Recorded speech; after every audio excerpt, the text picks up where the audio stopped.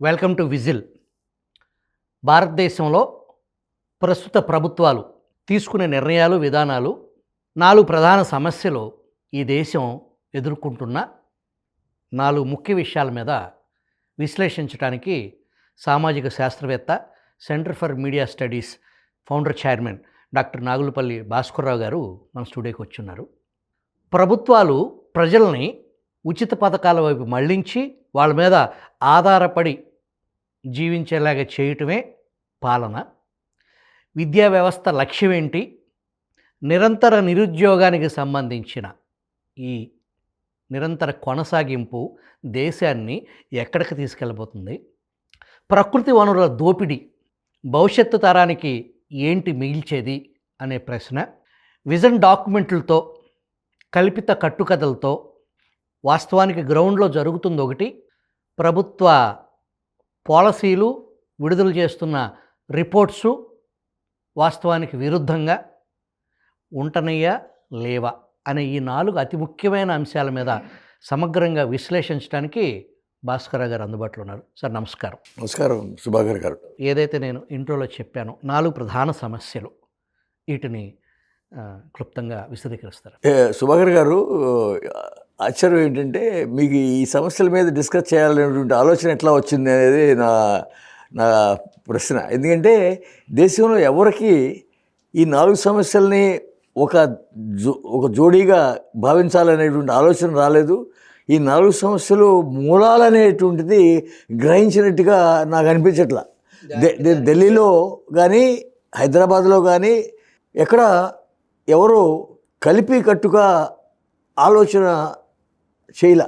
దానికి ప్రేరణ మీరు social sciences, ఈ రీసెర్చ్ ఓరియంటెడ్లో, పాలసీ మేకింగ్లో, ప్రభుత్వ పథకాల తీరుపై మీకున్న అపారమైన అనుభవం, మీరు తప్ప దీన్ని పూర్తి స్థాయిలో అర్థమయ్యేలాగా ప్రజలకి మీ సర్వేలు, మీరు చేసిన వర్క్, మీరు రాసిన బుక్స్, మీ అనుభవాలు మొత్తం ప్రజల నుంచి ఈ సమస్యలే కాదు, ఈ మూల సమస్యలు అది ముఖ్యం గ్రహించడం.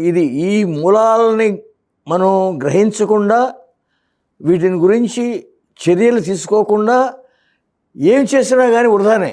అవి బెజ్జం ఉన్న చెంబులు నీళ్లు పోసినట్టే, దాంట్లో నీళ్లు పోసినట్టే కింద లెక్కే.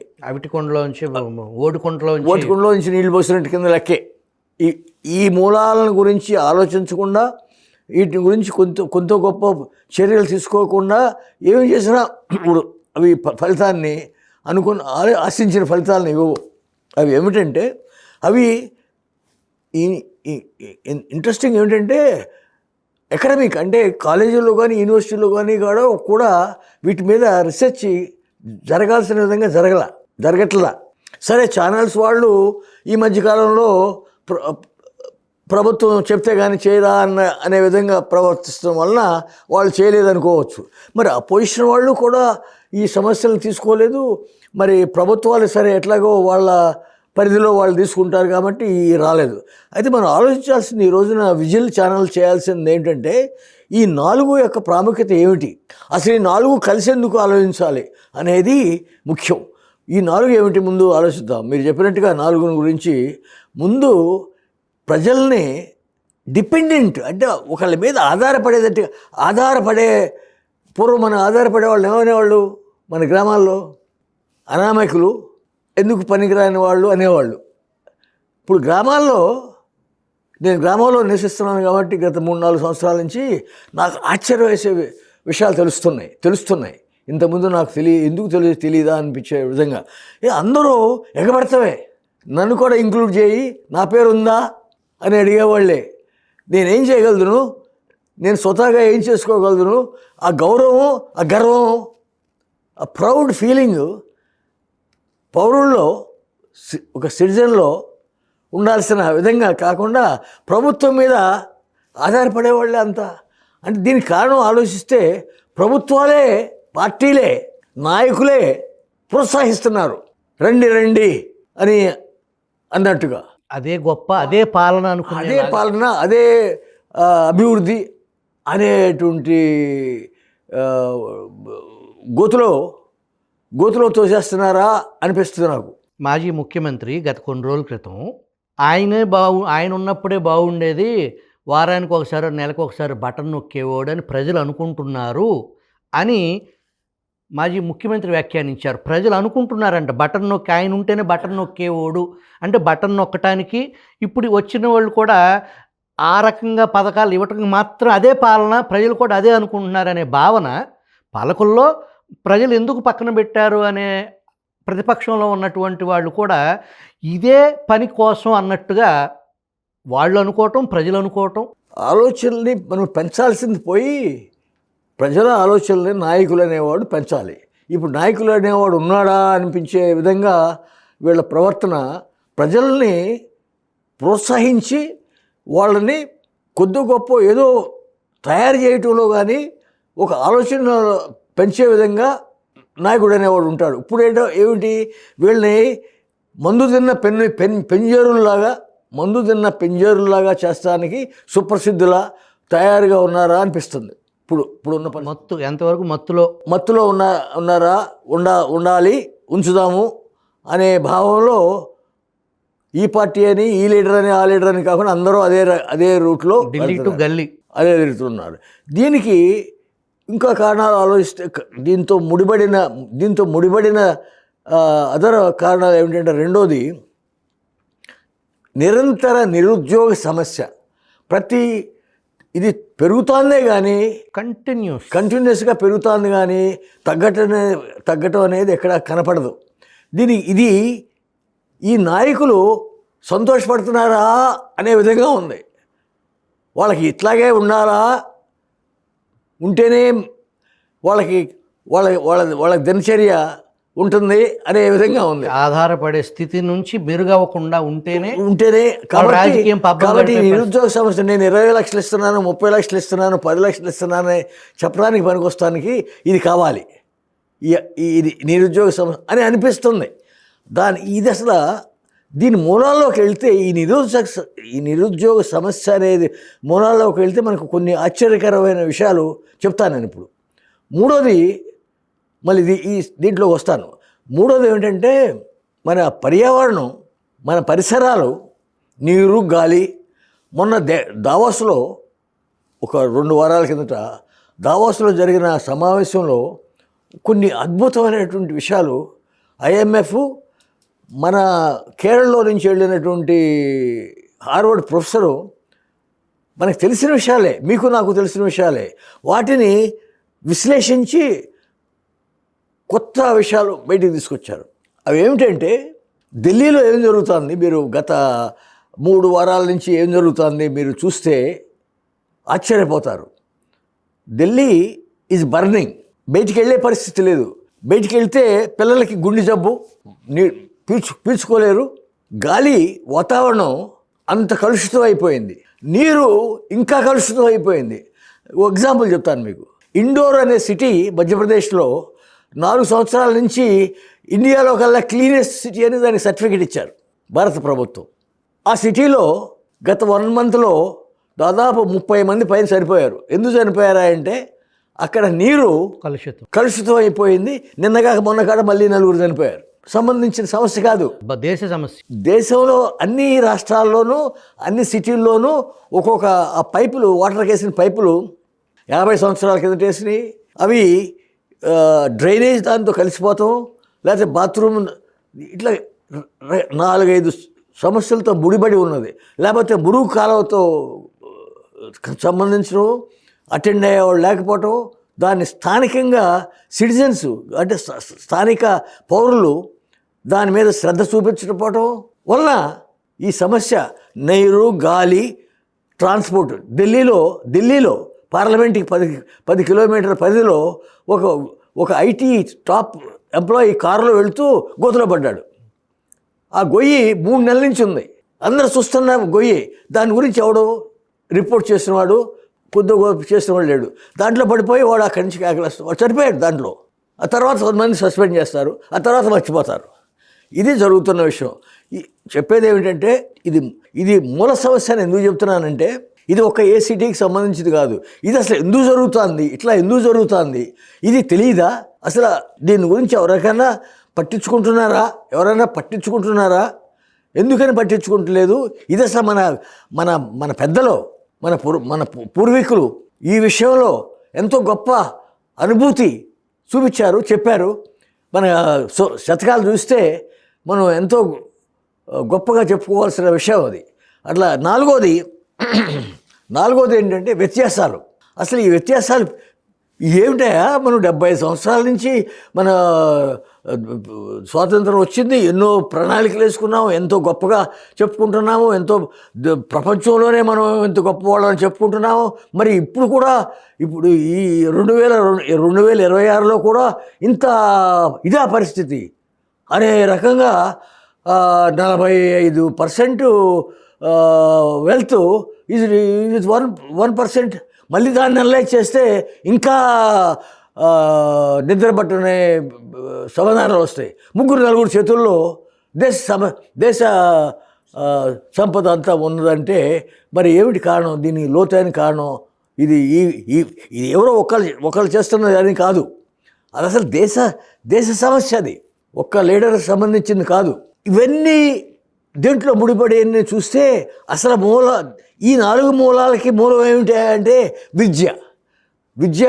మన ఎడ్యుకేషన్, విద్యారంగంలో లక్ష్యాలు చూస్తే ఎంతసేపు పరీక్ష పాస్ అవ్వాలి, ఇన్ని మార్కులు రావాలి, అక్కడికి వెళ్ళాలి, అమెరికా వెళ్ళాలి, లేకపోతే ఈ జాబ్ ఈ ఉద్యోగం రావాలి. ఈ ఉద్యోగం కోసమే కానీ మన చుట్టూ ఉన్న మన నది, మన నీరు, గాలి గురించి పట్టించుకునేవాడు లేడు. కనీసం ఉత్తరం కూడా రాసేవాడు లేడు, కంప్లైంట్ చేసేవాడు లేడు. ఇక్కడ ఇన్ని ఉద్యోగానికి మన చుట్టుపక్కల ఉన్న అవకాశాలని వినియోగించుకునేవాడు లేడు. నాకు ఇవన్నీ చూస్తే గుర్తొస్తుంది. జవహర్లాల్ నెహ్రూ గారితో నేను మొట్టమొదటి కలిసినప్పుడు, ఆయన ఒకసారి కలిశాను నేను, కాకాని వెంకటరత్నం గారితో పాటు. అది కూడాను ఆయన అది విచిత్రమైన సంఘటన. అది ఢిల్లీలో ఇప్పుడు అది ఇండస్ట్రియల్ ప్రగతి మైదాన్ అంటారు. అప్పుడు ఆ రోజుల్లో అది ఫారెస్ట్, దాని పేరు వేరే ఉండేది. అక్కడ నెహ్రూ గారు ఏదో ఒక భారత్ సేవక్ సమాజ్ క్యాంప్ శిబిరాన్ని ఇనాగ్రేట్ చేస్తానికి దిగాడు. కారు దిగి షౌట్ చేశాడు, who has cut the trees, how many trees were cut, who has given the permission అని షౌట్ చేస్తున్నాడు. మేము గ్రామాల నుంచి వెళ్ళిన వాళ్ళు నాకు చాలా ఆశ్చర్యం వేసింది. నెహ్రూ గారు ఏంటి షౌట్ చేయటం ఏంటి, ఇదేమిటి చెట్టు కొట్టేందుకు షౌట్ చేస్తున్నాడు, చెట్టు కొట్టడానికి ప్రైమ్ మినిస్టర్ షౌట్ చేయాలా అని నాకు కుర్రాడిని, నాకేం తెలుసు అని అనుకున్నాను నేను. సరే, అమ్మాయి ఏదో సరి చెప్పింది. ఆ తర్వాత వచ్చాడు లైన్లో. వచ్చి నేను అందరిలో లైన్లో కాకాని దగ్గర చాలా ఆజాన్ బాహుడు. ఆ లైన్లో నేను చిన్నవాడినే కాకుండా షార్ట్ కూడా. వచ్చి నా భుజాన్ మీద చేసి, young boy, what are you studying అన్నాడు. I was not a boy at that time, but he said, I am doing my MA in Andhra University. Oh, when you finish your degree, you should never look for a government job, but you should work for the country. అని వెళ్ళిపోయాడు. నా పేరు అడగలేదు, ఏం అడగల. You should never look for a government job, but you should work for the country అని వెళ్ళిపోయాడు. ఏంట్రా, నాకు ఏమన్నాడు నాకు అర్థం కాల. ఇదేంట్రా, ఏమిటి ఆయన ఏం మాట్లాడుతున్నాడు, ఆయనకి ఏమైనా అర్థమైందా, నాకు అర్థం కాలేదు అని. నెక్స్ట్ 3 నెలలు నాకు అర్థం కాల. 3 నెలల తర్వాత అర్థమైందండి. 3 సంవత్సరాల తర్వాత ఇంకా పూర్తిగా అర్థమైంది. అప్పుడు ఓహో, ఇదా విజనరీ అంటే ఇదా అనిపించింది. ఏమిటా, 3 విషయాలు ఉన్నాయి అక్కడ, 3 అద్భుతాలు ఉన్నాయి. నెహ్రూ గారు చెప్పిన దాంట్లో 3 అద్భుతాలు ఉన్నాయి. ఎందుకు చెప్తారంటే ఈ సందర్భంగా మూలాలంటే ఇదే, మూలాల్లోకి వెళ్తామంటే ఇదే. ఫస్ట్ ఏమిటంటే, చెట్టు కొడతాం వలన మీ పరిసరాలని, మీ గాలిని, మీ సిటీలో ఉన్న ఫారెస్ట్ని చెట్టు తీసేస్తామంటే మీరు మీ కాళ్ళని మీరు నరుక్కున్నట్టే అని చెప్పడం కోసం ఆయన అరిచాడు. ఎవరిచ్చారు పర్మిషను, ఎందుకు కొట్టారు తెలియజేయటం కోసం అది అన్నాడు. ఆ తర్వాత నాతో అన్న విషయం ఇంకా అద్భుతమైన విషయం. ఏమిటి, నువ్వు గవర్నమెంట్ జాబ్కి ట్రై చేయకూడదు అన్నాడు. ఏమిటి, ప్రతివాడు అమ్మమ్మల దగ్గర నుంచి, నాయనమ్మ దగ్గర నుంచి, తండ్రి దగ్గర నుంచి, తల్లి దగ్గర నుంచి అందరూ ప్రతివాడిని, పిల్లవాడిని గవర్నమెంట్ జాబ్కి పంపడమే, ఉద్యోగం కోసమే చదువు అనే కదా లక్ష్యమే. గవర్నమెంట్ జాబ్ అంటే అదేదో దానికోసమే అన్నట్టు. దానివల్ల ఏమైంది, దేశంలో విద్యా లక్ష్యం మారిపోయింది. అప్పటి వరకు మనం ఒక రూట్లో వెళ్తున్నాం. విద్య అనేది బుద్ధి, విజ్ఞానం, వివేకానికి, విఘ్నతకి మూలం అవ్వాలని విద్యని మనం జిడ్డు కృష్ణమూర్తి గారి ఆ తరంలో ఉన్న గొప్ప విద్యావంతులు మనకి ప్రతిపాదించారు. వినోబా గారి, గాంధీ గారు ఎన్నో రాశాడు, దీని గురించి ఎంతో రాశాడు. ఈ విద్య ఎట్లా ఉండాలనే దాని మీద ఎంతో డిస్కషన్. నేతాజీ సుభాష్ చంద్రబోస్ 1923 దగ్గర నుంచి 36-45 వరకు డిస్కషన్ జరిగినాయి. ఈ స్వాతంత్రం వచ్చిన తర్వాత విద్య ఎట్లా ఉండాలనే దాని మీద. అయితే ఏం చేసాం తర్వాత మొట్టమొదటి 5-6 సంవత్సరాలు బాగానే ఉంది, విద్యను ఎట్లా జరపాలని. ఆ తర్వాత ఏమైంది, దారి తెప్పాం. అక్కడ మొదలైందండి మన పతనం. ఏమిటా, ఎందుకు పతనం అంటున్నాను నేను. డిగ్రీలు వద్దని అంటలా, నేను చదువు వద్దని అంటలా. చదువు యొక్క ఉద్దేశం ఏమవ్వాలి? ఉద్యోగం కావాలంటే చదువు ఉద్యోగం కోసమా? ఉద్యోగం చేయాలి. అయితే చదువు, the whole concept of education syllabus కానీ లక్ష్యం కానీ నువ్వు చదువు ఉద్యోగం తప్పితే ఇంక వేరే దేనికి పనికిరావు అనే విధంగా మన సిలబస్సు, కరికులము, స్కూల్ ఎడ్యుకేషన్ అట్లా తయారైంది. School education is responsible for these మూల కారణాలకు. అది నేను చెప్పదలసింది ఏంటంటే, మన విద్యా విధానం అంత పతనం అయిపోయింది. దాన్ని చూసేవాడు లేడా, చదువుకున్నవాడు లేడా. ఇంకా దానికి తోడు నువ్వు స్టాన్ఫర్డ్ నుంచి వచ్చినా ఒకటే, గ్రామంలో వాళ్ళు మెరుగు, ఆలోచన విధానం కొద్ది గొప్ప ప్రజలకు సంబంధించింది ఉంటుంది. స్టాన్ఫర్డ్ నుంచి వచ్చి నువ్వు విరుద్ధంగా ఆలోచనలు మొదలు పెడితే ఈ దేశ పరిస్థితి ఏమిటి, గతి ఏమిటి అనే విధంగా ఇప్పుడు విద్యా విధానం, విద్యా లక్ష్యం దేశానికి ఎందుకు పనికి రాకుండా పోతుంది అనే విధంగా ఉంది. ఇప్పుడు ఈ చెప్పిన దావోస్లో జరిగిన ముఖ్య డిస్కషను ఇదే. అయితే మన వాళ్ళు చాలామంది నాయకులు అది వినకుండా వచ్చేసారు. వాళ్ళకి కావాల్సింది ఏంటి, ఎంతమంది ఇన్వెస్ట్మెంట్ వస్తుంది, ఎంతమంది గ్లోబల్ కార్పొరేట్స్ వస్తున్నారు అని అంతవరకే. ఆ తర్వాత వాళ్ళకి లేదు.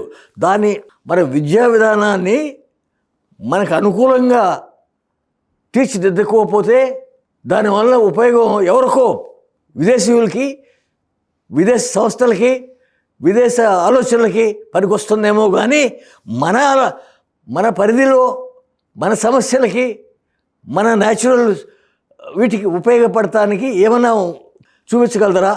ఎగ్జాంపుల్స్ ఉన్నాయేమో కానీ మన పరిస్థితి, మన సమస్యలు పెరుగుతున్నాయి ఈ విద్యా వ్యవస్థ వలన, ఈ విద్యా లక్ష్యాల వలన అనేది గ్రహించినట్టుగా కనపడతలేదు నాకు.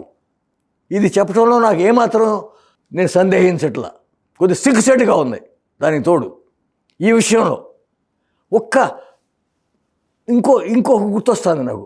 ఇంకొక మహానుభావుడు, నేను 1962లో ఇంకో మహానుభావుని కలిశాను ఢిల్లీలో. ఆయన కూడా రాష్ట్రపతి భవన్లో మొఘల్ గార్డెన్లో కలిశాను. మొఘల్ గార్డెన్లో వెళ్తే చూస్తానికి వెళ్ళాను. నేను కుర్రాడిని, విజయవాడ నుంచి వెళ్ళాను. విజయవాడ డ్రెస్లో ఉన్నాను, బనీన్ లేకుండా బనీన్.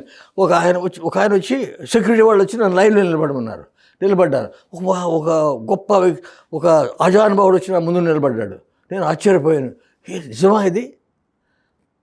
తలపాగా పెట్టుకుని లైన్లో నుంచున్నారు మీతో పాటు? నాతో పాటుగా నా ముందు నుంచున్నాడు. ఆయన డాక్టర్ సర్వేపల్లి రాధాకృష్ణ, అప్పుడు రాష్ట్రపతి. ఆయన నా ముందు నుంచుని ఆర్ యూ ఫ్రమ్ ఆంధ్ర అన్నాడు ఇంగ్లీష్లో. అవునన్నాను. తెలుగులో శతకాల్లోంచి ఒక పద్యం చదవగలదు అన్నాడు. నాకు ఒక పద్యం రాలా. సుమతే శతకంలోంచి పాడగలదు అన్నాడు, రాలా. వేమని శతకంలోంచి చదవగలదు అన్నాడు, రాలా. నాకు ఒకటి రాలా. నా ఇంకట్లా చూస్తూ కింద నుంచి పై వరకు మన విద్య ఇట్లా అయిపోయిందా అని వెళ్ళిపోయాడు. ఇది ఎప్పుడు 1962లో, ఎన్ని సంవత్సరాల కిందట, 60 సంవత్సరాల పైన అయింది. అప్పటికి ఇప్పటికి విద్య ఏమైనా మెరుగైందా? ఎందుకన్నాడు ఆయన? ఎందుకు అడిగాడు? ఆ శతకాలలో ఏముంది? శతకాలం గురించి ఎందుకు అడిగాడు? నా డిగ్రీని గురించి అడగలేదే, నా డిగ్రీలో ఏం చదువుతున్నావు అని అడగలేదే నన్ను. శతకాలం గురించి అడిగాడు. దాంట్లో జీవితం ఉంది, సారం ఉంది, నిజం ఉంది. ఎగ్జాక్ట్గా దాంట్లో జీవితం ఉంది. జీవితానికి కావాల్సిన ఆలోచనలు అక్కడి నుంచి వస్తాయి అనేటువంటిది ఆయన యాజ్ ఎ ఫిలాసఫర్ ఆయన గ్రహించిన విషయం. అది అడగటానికి కారణం. అప్పుడు నాకు తట్ల ఈ తర్వాత మా ముదునూరు గ్రామం వచ్చి అక్కడ ఈ జీవిత చరిత్ర గ్రంథాలయం పెట్టి అక్కడ చదవటం మొదలుపెట్టిన తర్వాత ఓరే సర్వేపల్లి రాధాకృష్ణ గారు ఎంత గొప్పవాడు, ఎంత గొప్ప ఫిలాసఫర్ అవడానికి ఇదే మూలాలు, ఇదే చదివించాలి పిల్లల చేత అనిపించింది నాకు. పిల్లల చేత నేను చదివిస్తున్నాను ఇప్పుడు. మా గ్రామంలో పెట్టినటువంటి గ్రంథాలయంలో, నార్మల్ గ్రంథాలయం కాదు ఇది, ఈ జీవిత చరిత్ర గ్రంథాలయం. ఇది ఒక అద్భుతమైనటువంటి, దేశంలో ఎక్కడ లేని విధంగా ఇక్కడ పిల్లల చేత ఇట్లాంటివి చదివించడం కాదు, వాటి చేత వాళ్ళు వల్లించి ఆ విధంగా యాక్ట్ చేయించి గ్రామాల్లో వాళ్ళ పరిధిలో వాళ్ళ వృత్తుల్లో కొత్త రకంగా ఏమి సృష్టించగలరు అనేది ఆలోచన చేయటం దీని ముఖ్య ఉద్దేశం. అంతేగాని డిగ్రీ వస్తాం కోసం కాదు. డిగ్రీ స్కూల్లో వాళ్ళు ఇచ్చేది అదే, సిలబస్కి పరిమితం అవటం వలన మనం వేరే సమస్యల గురించి ఆలోచించలేకపోతున్నాం. మన నిరంతర నిరుద్యోగ సమస్య అని ఎందుకన్నాను? 4 CII, confederation of Indian industry దగ్గర నుంచి సాఫ్ట్వేర్ ఇండస్ట్రీ అసోసియేషన్, వీళ్ళంతా స్టడీ చేశారు. ఎవరిని? ఈ BE డిగ్రీ లేకపోతే ఆ పెద్ద డిగ్రీలు తీసుకున్న వాళ్ళందరినీ వాళ్ళు చెప్పింది ఏమిటి? వీళ్ళు ఉద్యోగానికి పనికిరారు, వీళ్ళు తీసుకున్న డిగ్రీ ఉద్యోగానికి పనికిరాదని వాళ్ళు రిపోర్ట్లో చెప్పారు. స్కిల్ లేదు వీళ్ళ దగ్గరని. అయినా కానీ మనం ఏం చేసాము? మనం నేషనల్ ఎడ్యుకేషన్ రిపోర్ట్ అని కమిషన్ అని వాళ్ళు ఇచ్చారు రిపోర్టు. అయినా కానీ 6 సంవత్సరాలు అయింది, ఇంతవరకు దానికి దశ లేదు, ఏమీ చేయలేదు మనం ఇంతవరకు. వాళ్ళు ఇది మనకు తీసుకుంటున్న డిగ్రీలు కానీ పట్టభద్రతకి ఏమీ ప్రాముఖ్యత లేదు, ఎందుకు పనికిరారు అని ఆ చదువుకున్న దానికి ఇది మన వృత్తుల్లో మనం పెంపొందించడానికి నేను దాని మీద ఒక పుస్తకం రాశాను, నేను తీసుకురాలేదు ఇవాళ. అదేమిటంటే 1% ఆఫ్ మెట్రికులేషన్ కానీ BA కానీ ఏదైనా డిగ్రీ పాస్ అయిన వాళ్ళలో 1% కూడా కాంపిటీషన్కి పనికిరాట్లా. అంటే ఇక మరి ఇంత విద్యారంగంలో ఇంత అభివృద్ధి చెందాము మనం. ఏ విధంగా ఎన్నో స్కూళ్ళు పెట్టాము, ఎంతోమందికి ఉచితంగా, అన్నీ ఉచితాలే. అయినా కానీ అందరూ వెళ్ళిపోతున్నారు స్కూల్ నుంచి. ఏంటి ఇది ఒక విచిత్రం కదా. ఎవరన్నా స్టడీ చేశారా? ఎందుకు స్టడీ చేయలేదు? ఇది ఒక దీనికి ఒక సమాధానం చెప్పండి. అన్నీ ఉచితంగా, ప్రతి సంవత్సరం ఉచితం, ఎన్నో సంవత్సరాల నుంచి ఇస్తున్నాము. మరి సగం అయిపోయారు. స్కూల్లో చేరేవాళ్ళ సంఖ్య సగం అయిపోయారు, ఇంకా సగం తగ్గిపోతున్నారు. ఏమిటి కారణం? ఏమిటి? నేను కొంతమందితో మాట్లాడాను మా గ్రామంలో. వాడు తండ్రి అంటాడు, ఎందుకండి అక్కడ టైం వృధా, వీడిని ఇప్పుడే ఉద్యోగంలో ఇక్కడ ఏదైనా అమ్మటానికి పెడతాను అంటే వాడి ఉద్దేశం ఏంటి? ఈ చదువు అందుకు పనికిరాదు, బతకటానికి పనికిరాదు. వీళ్ళలో శక్తిని కొంత ఆలోచనల్ని మార్చే విధంగా లేదు, వీడు ఎందుకు పనికిరాడు స్కూల్కి వెళ్తే అనే భావాన్ని చాలామందిలో నేను ఇప్పుడు 6 పేరెంట్స్ అసోసియేషన్ మీటింగ్లు వెళ్ళాను మా ఊరిలో, హై స్కూల్లో. ఎప్పుడూ కూడా 5-6 తల్లిదండ్రుల కన్నా ఎక్కువ మీటింగ్లు అటెండ్ అవ్వలేదండి. ఇదేమిటి? 150 మంది పైన ఉన్న స్కూల్లో 5 కూడా అటెండ్ అవ్వట్లేదంటే ఒక్కరోజు కాదు, ఒక్క మీటింగ్ కాదు, 5 మీటింగులు గత 3 సంవత్సరాల నుంచి. ఇది ఒక విచిత్రమైన విషయం. ఎందుకని? ఏమిటి కారణం? ఈ డిపెండెన్సీ, నిరుద్యోగం ఉంటమే మెరుగేమో, కొంత గొప్ప మనకి వస్తుందేమో, ప్రభుత్వం ఇస్తుందేమో, నిరుద్యోగ ఏమంటారు భృతి అనే ఆశ. ఇట్లా అయినా కానీ మన చుట్టుపక్కల ఉన్న వాడు ఎవరైనా చేస్తున్నాడా? గ్రామంలో పని చెట్లు పోతున్నాయి, నీళ్లు గ్రామంలో ఉన్న చెరువుల్లో చేపలు లేకపోతే రొయ్యలు పడిస్తుంటే ఏమన్నా అడ్డుకుంటున్నాడా? పోనీ అదైనా చేయొచ్చు కదా, అది చేయట్లేదు. పోనీ గ్రామంలో ఉన్న తాడి చెట్టుల్ని నరికేసి పారేస్తున్నారు, వాటిని నన్ను ఉపయోగించుకుంటాను ఏమన్నా ఆలోచించాడా? ఆ ఆలోచన పాఠశాలలో నుంచి రావట్లా. ఇది నెహ్రూ గారు, సర్వేపల్లి రాధాకృష్ణ గారు నాకు 1960లో బోధించిన విషయం. అప్పుడు అర్థం కాలేదు, తర్వాత అర్థమవుతూ వచ్చింది. ఇప్పుడు ఈ సమస్యలన్నీ కలిపి ఆలోచిస్తే మూలాలు మన విద్యారంగంలో, మన ఆలోచనలో మార్పు తీసుకురాకపోగా మన ఇంకా అధోగతి పాలు చేస్తానికి ఉపయోగపడుతున్నాయి అనేది క్లియర్గా తెలుస్తుంది. ఇదేమిటా, ఇది ఒక విచిత్రమైన విషయం అండి. మన పెద్దలు పట్టించుకోవట్లేదా, తల్లిదండ్రులు పట్టించుకోవట్లేదా? తల్లిదండ్రుల విషయం ఇది తల్లిదండ్రులకి లిమిటెడ్ కాదు, అందరికీ సంబంధించిన విషయం. పిల్లలకి, పెద్దలకి, ఇది నాయకులకి ఒక్కరికే కాదు. నాయకులు ఎట్లాగో పట్టించుకోరు, పార్టీ నాయకులు అసలు పట్టించుకోరు.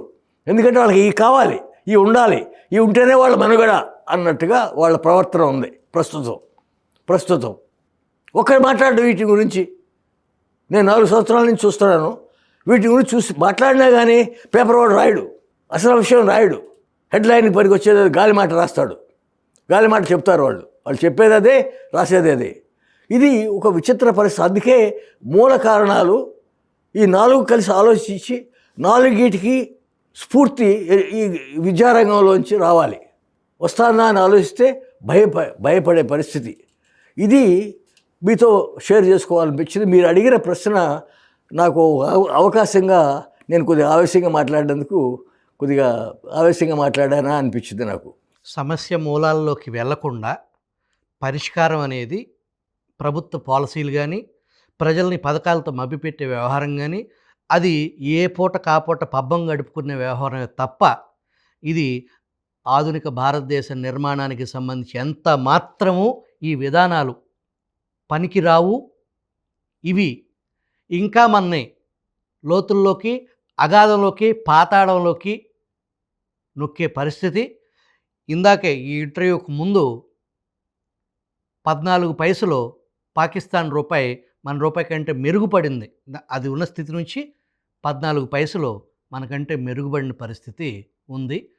ఈ విధానాలు ప్రొడక్టివిటీతో సంబంధం లేకుండా కేవలం రాజకీయం, ఓట్లు, పథకాలు, కులం, మతం, వర్గం, ప్రాంతం, ఉచితం, ఈ ఉచితానుచితాల్లో విద్య యొక్క లక్ష్యం పూర్తిగా మర్చిపోయి దాన్ని మాధ్యమాలు, మీడియా కానీ, అది పత్రికలు కానీ, ఇది టీవీల్లో కానీ మేధో మదనం విస్తృత స్థాయిలో దీని మీద పెద్ద చర్చ జరగకుండా కేవలం సెన్సేషనలిజం జర్నలిజంతోనే నెడుతుంటే అది ఎవరి బాధ్యత వాళ్ళు సక్రమంగా నిర్వర్తించకపోవటం కూడా, ఆ ఆలోచన రానికపోవటం కూడా అది నేరంగానే పరిగణించాల్సిన పరిస్థితి.